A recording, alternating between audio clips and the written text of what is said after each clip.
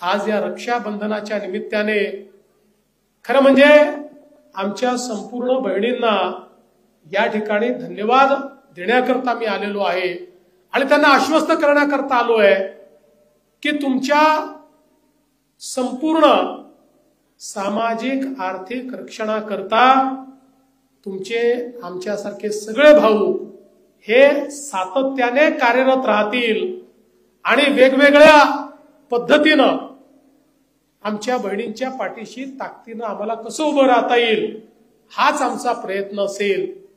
खरं म्हणजे आम्ही हे सगळे प्रयत्न करत असताना तुमचे काही सावत्र भाऊ त्याच्यामध्ये आडकाठी टाकण्याचा प्रयत्न करतात।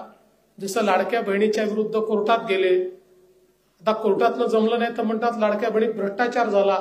आता आम्ही पैसे ना आमच्या अकाउंटला येतात ना कोणाच्या अकाउंटला येतात, पैसे थेट शासनाच्या तिजोरीतनं लाडक्या बहिणीच्या अकाउंटला जातात।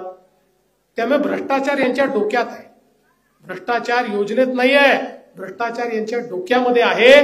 किंबहुना एखादी एवढी मोठी योजना 2.5 कोटी महिलांची 1 रुपया भ्रष्टाचार न होता कशी होऊ शकते याचं आश्चर्य त्यांना वाटतं, याची असूया त्यांना वाटते, याचं दुःख त्यांना वाटतं। पण त्यांना काही वाटू द्या, प्रामाणिक आमच्या ज्या योजनेच्या लाभार्थी भगिनी आहेत त्यांना हा लाभ आम्ही देतच राहणार आहोत।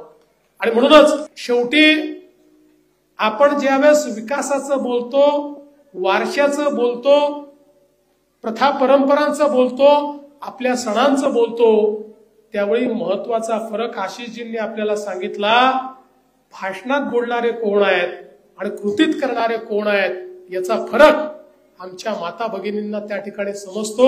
आणि म्हणून कोणी कितीही रोज चुकीचं बोललं, खोटं बोललं, नरेटिव्ह पेरण्याचा प्रयत्न केला तरी बहिणींचे आशीर्वाद हे सख्या भावांच्या पाठीशीच राहतील। आणि सावत्र भाऊ जोपर्यंत सावत्रासारखे वागतात तोपर्यंत बहिणी त्यांना कधीच थारा देणार नाही, हा मला विश्वास आहे। आणि म्हणून पुन्हा एकदा आपण सर्वांनी हे जे काही प्रेम दाखवलं आहे, आज प्रातिनिधिक स्वरूपात काही बहिणींनी या ठिकाणी या राख्या बांधल्या आहेत, पण आपल्या सगळ्यांच्या राख्या आहेत।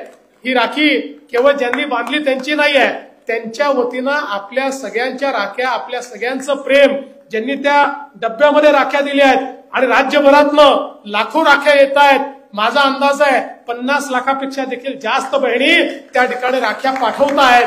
त्या सगळ्या बहिणींचे अतिशय मनापासून आभार मानतो, त्यांचं प्रेम स्वीकारतो, जन्मभर या प्रेमातच मला राहायचं आहे एवढंच त्यांना सांगतो।